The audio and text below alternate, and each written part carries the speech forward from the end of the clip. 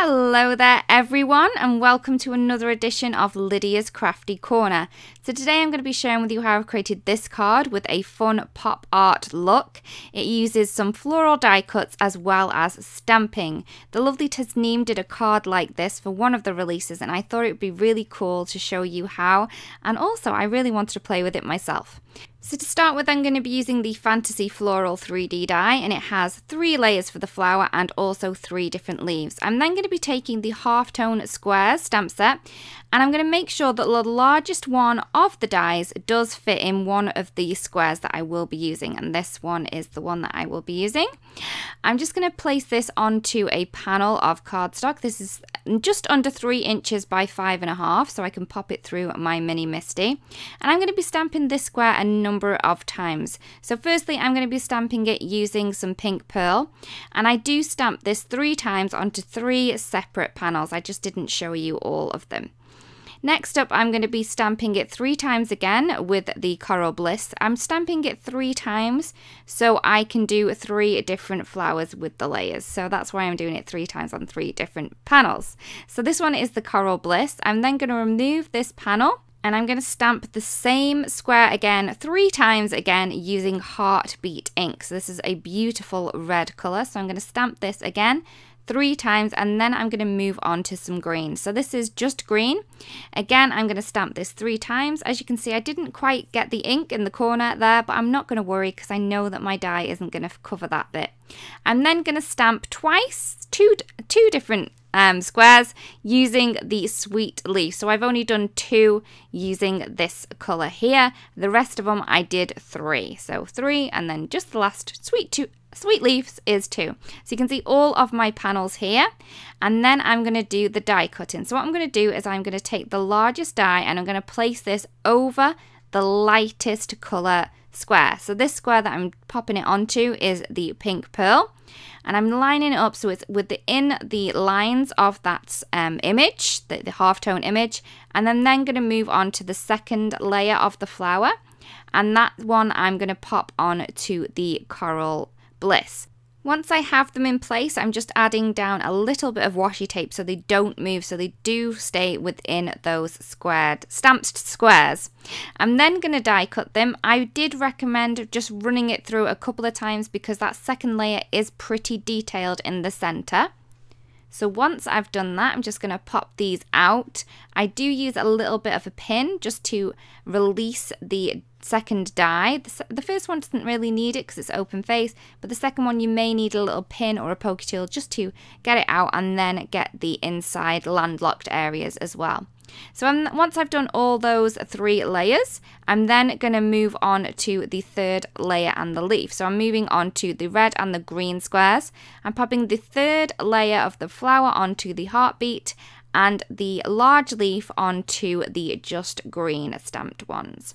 So with this one, it's really quite delicate, so you need to be a little bit more gentle trying to release this from the paper, but it will come out perfectly, and you can see how pretty that does look.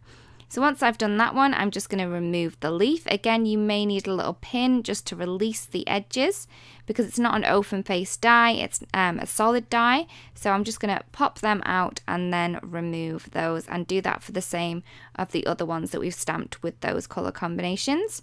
And then for the 2 sweet leaves, I'm just going to cut out the 2 smaller leaves from the Floral Fantasy die set a number of times, as many times as I could get out of the squares. So I just kept moving it around till the whole of the squares were complete. So here are all my die cuts, and as you can see, I didn't quite manage to cover these bits, but I wasn't worried too much because that 3rd layer is going to cover those pieces up. So all I'm going to do is I'm going to glue these together. I'm just using some Altenew tape glue. It's my favourite glue, my go-to glue. So I'm just going to pop the 2nd layer on top, and you can see that that little white piece there, it's still showing, but once we pop this 3rd layer on top, it is going to be covered. So I'm not going to worry too much about that. No one's going to know that my die moved while it was in the machine. It's all nicely covered.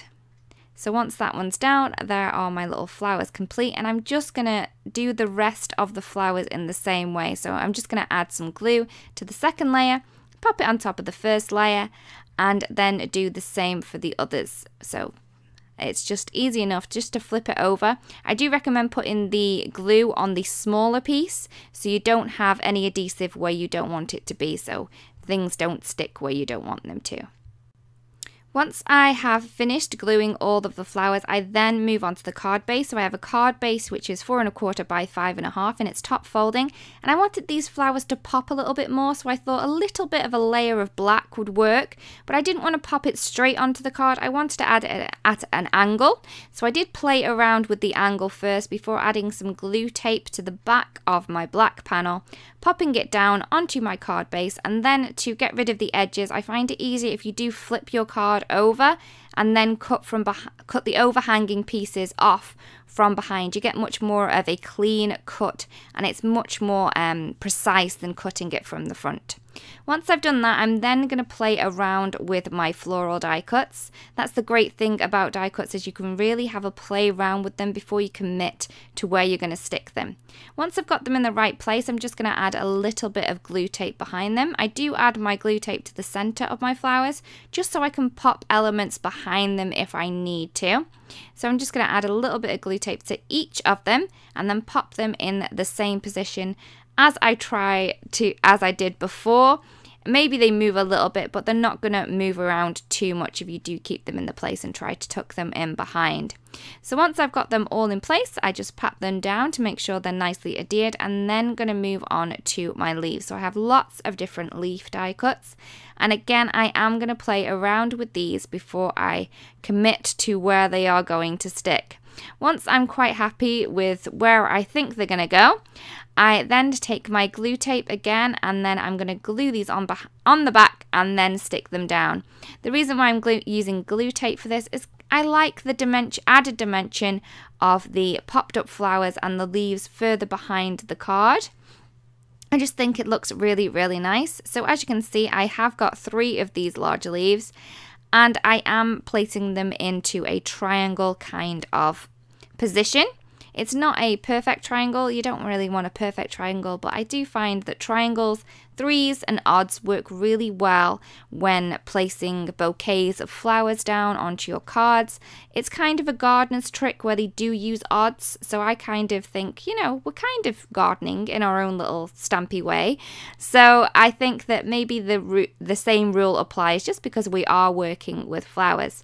So I'm just going to keep going until I've completed adding all of my leaves.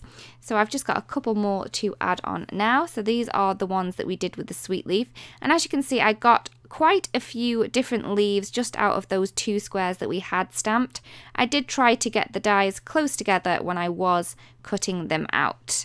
So there we go, there's the last one in. And then to complete the card, I just wanted a simple sentiment. So I've just got one from Forever and Always, and I've stamped this onto a black strip of cardstock and then heat embossed it with some pure white embossing powder.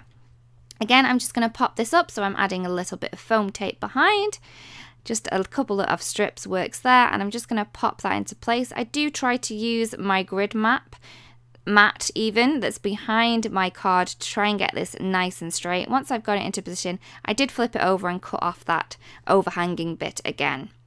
And here is the card complete. I really do love how this turned out. It's really cool and funky, and I think it's really pretty too, which I don't know how it can be all 3 at the same time, but I think it really is.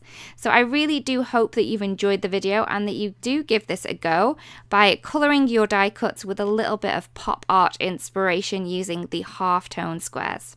Again, thank you so much for watching. If you don't want to miss out on anything that we do upload to the channel, it would be great if you do subscribe, and I'll see you again really, really soon. Bye bye.